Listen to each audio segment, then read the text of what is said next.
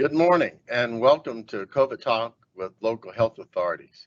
Joining us is Dr. Erica Brown, representing Harris County, Dr. David Purse, representing the City of Houston. Special thanks to Kathy Finninger, past president of Rotary Club of Houston, who provides the questions. And our producer this morning is David Castillo. I'm Stephen Williams, director of the Houston Health Department.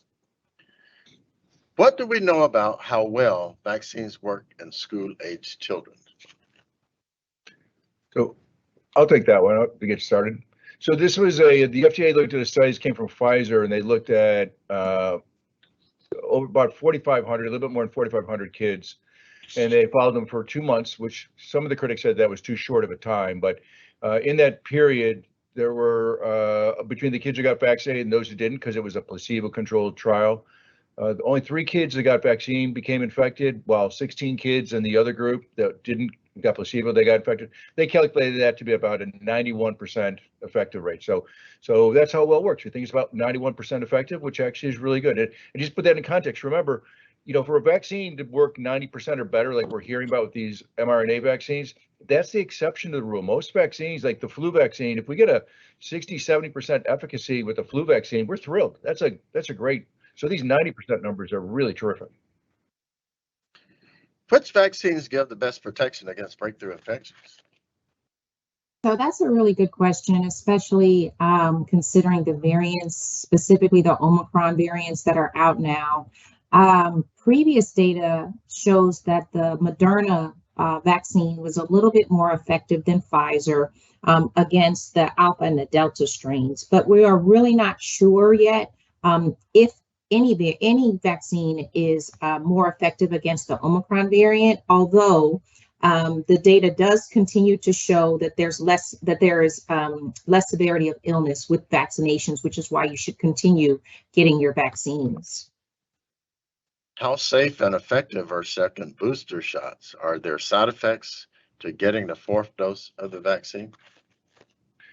So there's been some studies that looked at this, and they've all come out showing that regardless of of the vaccines that are available in the United States, they're all pretty safe and effective. And the side effect profile is similar, in fact, perhaps even a little bit better than earlier, because the people who had problems with earlier vaccines tend not to get the boosters. So those folks who didn't have problems before tend not to have them with subsequent doses. And the efficacy is pretty good. The only problem, if you will, is that there appears to be that the antibody levels they stimulate don't last as long. But this gets lost because that's what's called the humoral response. So that's the antibodies. But what is forgotten in this conversation is the cellular response. So your immune system has a little bit of a short-term memory and a long-term memory. And so with subsequent booster shots, it appears that the short-term memory, the antibodies, gets a little bit shorter. But we believe that the long-term, the cellular immunity, which is the long-term memory, if you will, that is probably growing with these subsequent shots. But that's harder to measure and to describe to the public. Do vaccines or monoclonal antibody treatment work against BA2 virus? So there is some protection with monoclonal antibodies, but it protects more against severe disease and less against actual infection. There was sotruvimab was pulled by the FDA because it did show that it was not effective, but currently betelvimab and Evusheld are out and are proving to have some effectiveness. Confirming that fully vaccinated means 2 shots. Yeah, so this has been a little bit of a public messaging, area of confusion. So fully vaccinated does mean the first 2 shots, but the other term that you're going to be hearing more and more is, are you up to date on your vaccinations? So that then goes to what the recommendations are for booster shots. And so, yes, fully vaccinated means the 2 shots, but you're going to hear that being used less and less, and more people are going to talk about, are you up to date? And that includes the boosters. The next question was a subject of discussion in our executive meeting earlier this week. The U.S. has wasted over 82 million COVID vaccine doses. Some of this is due to declining demand and volume handled. This seems like a colossal waste of money. There has been ongoing concern about vaccine shortages. What are your thoughts? So First, I would like to talk a little bit about the word wasted. I'm not sure that it's the appropriate term here in connotation for what we're discussing. So in order to have enough vaccine available for our population, the United States purchased adequate amounts of vaccine. Unfortunately, though, as with anything, with the expiration dates of the vaccine, as well as in some areas under usage and getting vaccinated, we've had to discard some of the vaccines, which equates to the 82 million. So I think we just need to make sure that we put it in context of why it was not an intentional waste. I don't think that there was necessarily poor planning. It just, unfortunately, the vaccines do expire, and we have not had, in some areas, everybody, in fact, getting vaccinated. And with regard to the shortages, the concern is that we will not have enough budgeted funds from the feds in order to purchase vaccine in the future. And that's really a discussion amongst the federal government. So I'm not sure that there's necessarily a shortage of vaccine. There's just ongoing discussion, as was discussed or implied in the previous question, about how much money we're willing to spend to purchase additional vaccine. FDA just released an analysis of Novavax that appears to be about 90% effective. Please explain how this differs from other vaccines and why might it be attractive to currently unvaccinated. Is the shortage and shipment easier? Can this be used as a booster? Yeah, so Novavax, the big difference between Novavax and the mRNA vaccines is that it is produced in a more traditional way. So what that means is with the mRNA vaccines, what they've done is they've created the strand of messenger RNA that is in the vaccine that goes into your cell. Now that is like a barcode, if you will, for your cell to read to then produce the proteins. Now it's only the part of the viral RNA that makes the spike proteins. It doesn't make obviously the entire virus, right? That would be ridiculous. It just makes the spike protein. And the advantage of the mRNA vaccines is they were able to make those pretty quickly. Novavax, instead of making the mRNA segment, it actually they give you the protein. They're giving you the protein to stimulate your immune system to respond to it. And this is made in the more traditional way. So people who have been reluctant to get vaccinated because they were concerned about the new technology and vaccine development and production, this vaccine is made with the traditional way of making vaccine, where what you get injected with is actually the protein to stimulate your immune system, as opposed to the mRNA to make your cells make the protein. So that's one reason why previously unvaccinated folks may want to get vaccinated. And the shipment and storage is easier. It's similar to what we've seen with most of the other vaccines that our practitioners are used to using, flu vaccine, all the vaccines, MMR, all those vaccines, the storage is about the same. And I believe it is going to be recommended as a booster. That's the one thing on this I needed to check, and I didn't, was the exact wording about it being a booster, but I think that it is being approved. In fact, the more I'm thinking about it, it is being approved as a booster, yeah, as an option for boosters. Related, what are your recommendations regarding mixing vaccines? So the CDC has given a recommendation that, in fact, in some cases, you should mix vaccines. So, for instance, if you receive the Janssen or J&J vaccine, your additional doses, your boosters, your second doses should be either Pfizer or Moderna. And it is also okay to mix both Pfizer and Moderna. Relatively speaking, initial vaccines seem to get market very quickly. What are these new boosters? Why are these new boosters taking so long? Are they taking long? So I don't think that I think this part of this goes back to the previous question about we're talking about new boosters. So the boosters with the Pfizer and Moderna, those aren't new at all. Those are just boosters. It's basically the same vaccine that you got the first time. It's just determining whether or not people needed boosters, what kind of a benefit the boosters would give. So those weren't delayed at all. But with with Novavax, and remember, around the globe, there are yet other vaccines which are available around the globe that just haven't been approved by the FDA yet. Maybe those companies didn't submit or for whatever reason that there are more vaccines around the world. And so part of it's the, just the bureaucracy of, number one, those companies putting forth an EUA request. I've not seen that the FDA has been dragging its heels on these requests at all. So it's more of a business decision, I think, on those that are making the vaccines and bring it to the FDA rather. Okay, a disease specialist at Harvard said some people may not be infectious at the end of their course, even if still antigen positive, whereas others may be infectious, even if antigen negative. Can you explain why we should bother? So in fact, both statements can be true.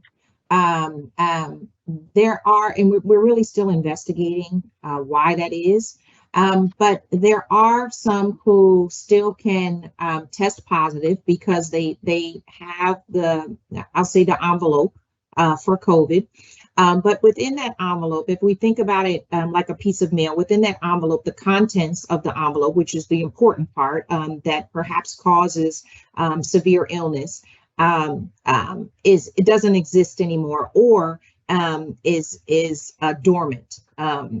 So there are people who, when we use a PCR test, we can detect the spike protein, but how effective that protein is at causing infection is still an issue that we're trying to study.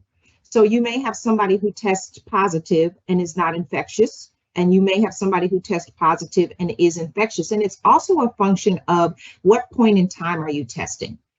Which is why, if you notice, especially in a lot of the recommendations for today, the time frame in which you test is important, because it's the time frame of the highest infectivity rates when the virus is replicating as quickly as possible and is causing the severest of illness at that time. So there are a lot of different factors that play into this. And again, both statements can be true, and we're still doing a lot of research around why that is. David, I don't know if you had any additional comments on that. No, I think you answered it quite well. How effective are at-home COVID tests? My doctor didn't take the results seriously and wanted a real testing for accuracy. Yeah. So, I think that a lot of what Dr. Brown just said sort of answered the question. So to put this differently, the PCR tests, as Dr. Brown pointed out, the PCR tests are extremely sensitive. So they will, and this doctor, in this case, may have wanted a PCR test. Let's say the patient had symptoms which were suggestive of COVID, but their home tests were negative, and the doctor wanted a PCR test because they're much more sensitive. And so they will demonstrate a positive result generally earlier in somebody's course of illness than the at-home test. And at the other end of the illness, the same thing is true, is that people may be improving, they may be feeling better, their viral load may be dropping off, but the PCR test will continue to be positive because it's still going to be able to detect the envelope, as Dr. Brown pointed out, even though intact infectious virus may no longer be present. And so it has to do with which test you're using and the timing, as she pointed out. And so the bottom line is PCR tests are extremely sensitive and extremely accurate. The home tests, I see anywhere from 80 to 90% inaccuracy, depending on where you read. And it also depends on the time. So if you test if you get exposed to somebody and you have no symptoms and you test and you're negative, that may be that you're negative. It may be that you tested too early. You start developing symptoms, you feel a little crummy, your at-home test may very well be negative and 2 days later turn positive. But if on the first day when you had a negative at-home test, or you did a PCR test, it might have been positive. Now, 2 days later, when your at-home test is positive, that's because you're really pretty infectious at that point. Okay, I have a lot of questions left, y'all, so I'm going to move it faster. Professors, after starting to feel crummy, I had 2 negative home tests. My doctor said if you have been vaccinated, especially boosted, the home tests are no good. True or not? Not true. Not true that they're no good. We just talked about the timing, and then also it could have been something else. But in terms of the home test being no good if you're vaccinated, that's not true. It really is a function of timing. The K9 COVID-19 test more accurate than the antigen test? So I wouldn't say they're more accurate, but it's amazing how good these dogs are at smelling people and detecting whether or not they're infected. So we should go and buy a dog. and in some percent more than 95% accurate. So Great. really amazing. Is the pandemic over yet? Dr. Anthony Fauci once told PBS that the U.S. was out of the pandemic phase. I would say no, the pandemic is not over. I think we're achieving some great milestones in a positive way. We're also achieving some negative milestones in the number of cases across the world. But no, the pandemic is not over, and we need to wait and see what happens in the wintertime. How protected am I from COVID-19 if I wear a mask in public places, but others around me don't? Depends on the mask, doesn't it? Yeah, I would say it depends on two things. One is the mask. If you're wearing a simple face mask, then you're probably not terribly well protected if nobody around you is wearing them. If you're wearing an N95, you're much better protected.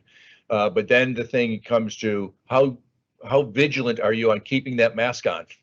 Because they're not terrible, they're a little bit uncomfortable, and so people may take it off. So connection between long-term nitrogen dioxide exposure and COVID-19 fatality rate and COVID-19 incident rate. So I'm not sure that there's a specific connection, even in the absence of COVID. Nitrogen dioxide exposure can be fatal anyway. So I'm not sure that there's a specific connection there. What are the community rates in Harris County? I guess the positivity rate they're referring to. Yes, so Harris County's positivity rate right now, the transmission is currently high case rates, 169 per 100,000 with a 14-day average positivity rate of 21.53. That's high. The wastewater data is skyrocketing. What do we do with this information? So what we do with this is be aware that the virus is out there and it is spreading. And if you're not vaccinated, if you're not fully vaccinated, if you should be up to date and you're not up to date, you need to strongly consider going getting yourself up to date because it's out there. We also know with the wastewater from a geographical perspective, where people are less likely to be vaccinated. And so we do target those areas with our outreach education. Do we anticipate a change in threat level? Not at this time. And the just really quickly, the reason is because although the case rates are increasing, fortunately, hospitalization and severe illness rates are not increasing as quickly. The positivity rate is back up. And what about all the at-home tests not being reported? Yeah, so the at-home tests don't get reported, so we don't get that data, making us have to take the positivity rate with a bit of a grain of salt. And so one thing we've been saying right from the beginning for 2 years now, we've been saying, don't get hung up on the specific number. Any one of these metrics, whatever the value is, don't get hung up on that specific value, but which way are these metrics all moving? And so right now, wastewater is going up, positivity is going up, hospitalizations are starting to creep up. So what we know is the virus is spreading in the community. That's the bottom line. Should I let my kids go to summer camp? Do you think Memorial Day weekend graduation parties contributed to the increases in cases? My cousin tested positive the morning of his grad party and it had to be canceled. So some of this is your personal preference. I think that you really need to take a look at what safety measures does the camp have in place. What is your child's vaccination status? What is the status of the staffers? And it's really a personal preference. As David said, we do know that the virus is here and it is spreading. The Omicron variants are very transmissible. And so, it's summertime, people are out. So of course, with parties and graduation and Memorial Day, yes, it's going to increase the positivity rates. I'm hearing there might be a wave in the fall or winter that could infect 100 million Americans. So that would be about a third of the population. That would be a really large number. We'll have to wait and see, but I'd be impressed if we had 100 million people get infected. Assuming that we don't get a new variant. We get a new variant, all bets are off, and we'll have to figure out what happens with the new variant. But the other thing is in the fall or winter, this concept of the weather patterns impacting viral spread. This virus so far has not followed that rule at all. About every 4 to 6 months we get a new wave. It's been following that pattern, so we'll see what happens. I tested positive for COVID-19 since this wasn't going to happen to me. What should I do now? So follow the CDC guidelines according to where you are with your vaccination status, et cetera. And so if you tested positive for sure, you need to isolate for a minimum of 5 days and be asymptomatic, as well as wear a mask for a minimum of 10 days. Any new information on whether asymptomatic people get long haul or more frequent repeat cases? So what we found is that people who are minimally symptomatic and asymptomatic can still get long haul. Now, some of the things that contribute to your risk of getting long haul include how sick you were, what your total viral load was, which kind of correlates with how sick you got.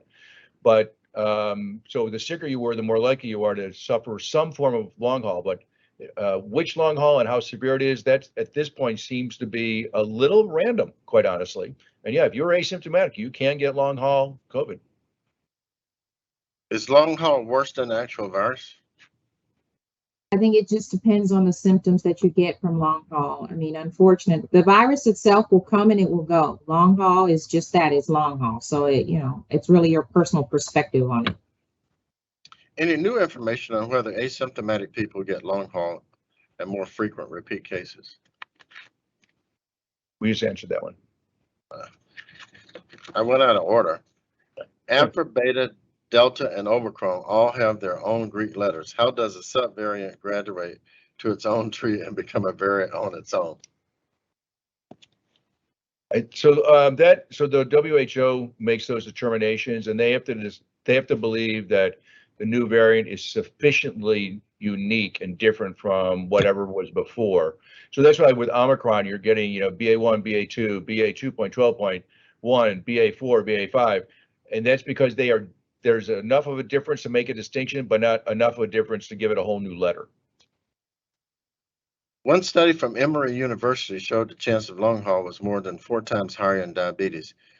Any other comorbidities seen in higher numbers? So we really don't understand long haul that well yet. There is research that's looking into the age greater than 65, having a hospitalization or ICU admission, a BMI greater than 40, and some other chronic diseases, but we just don't understand quite well yet. Is a rise in hospitalizations on the horizon? So yes, but with an asterisk on that. So as more and more people in the community are infected with COVID, that's what we're seeing from the wastewater. We know more and more people are infected because they're putting it into the wastewater. And they're going to be admitted for a whole wide variety of things that they would anyways, appendicitis, gastric obstruction, pneumonias, whatever. And they're going to incidentally test positive. So we'll see it. Now, an increase in hospitalizations because of COVID. Anecdotally, my colleagues who work in the emergency department tell me that they have just recently, the last couple of weeks, started admitting patients because of COVID again, which they hadn't done in a while, but not very many. So yes, but with an asterisk on that answer. I read an article about the use of AI and supercommuting to accelerate drug research on Paxlovid. With all the advances in the use of technology, are you surprised it hasn't been used previously to speed all clinical trials? I'm not surprised. AI is a newer technology that we're trying to figure out how to incorporate biomedical research and technology into traditional medical practice. So I'm excited to see it. I think just like many of us are, and more to come. Reflections appear all around me, regardless of the number. Reinfections appear all around me, regardless of the number of vaccines people have received. What is the actual data? What wave are we in? I think y'all talked about that earlier. Yeah. So people are getting infected multiple times. Part of it is because we know that if you were infected early on with the alpha, beta, or the delta variant, Omicron doesn't seem to really much care about that. And we'll go ahead and you can get infected. Those previous infections don't seem to protect you a whole lot. Also, if you're fully vaccinated, got your first 2 shots, but you are not up to date, then guess what? Omicron seems to be able to infect you too. So, and to answer that final question, if you look at, I use the setrac.org database, and that would suggest that we are currently perhaps beginning our 5th wave. We've already completed 4 waves. And if this is going to be a wave, this will be number 5.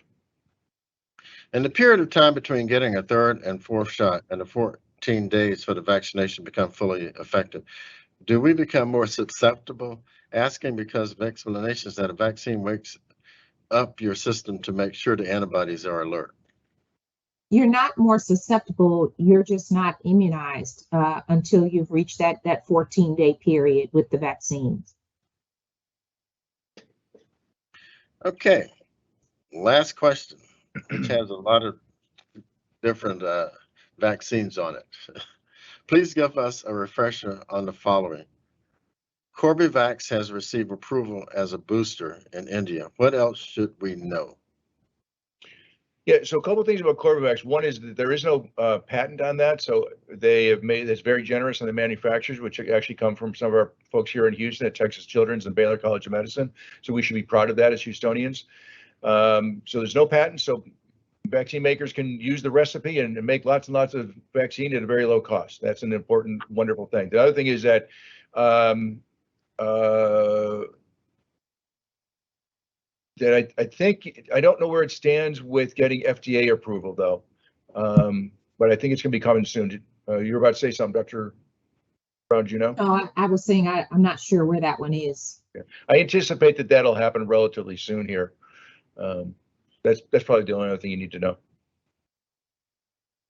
Well, thank you. I appreciate your really in-depth answers to all of the questions today. I thought it was great. Thank you for joining us for COVID-19 Talk with Local Health Authorities. With me was Dr. Erica Brown from Harris County, Dr. David Purse representing the City of Houston. Special thanks to past President, Rotary Club of Houston, Kathy Fenninger, for providing us these questions, and to our producer, David Castillo. I'm Stephen Williams, the Director of the Houston Health Department.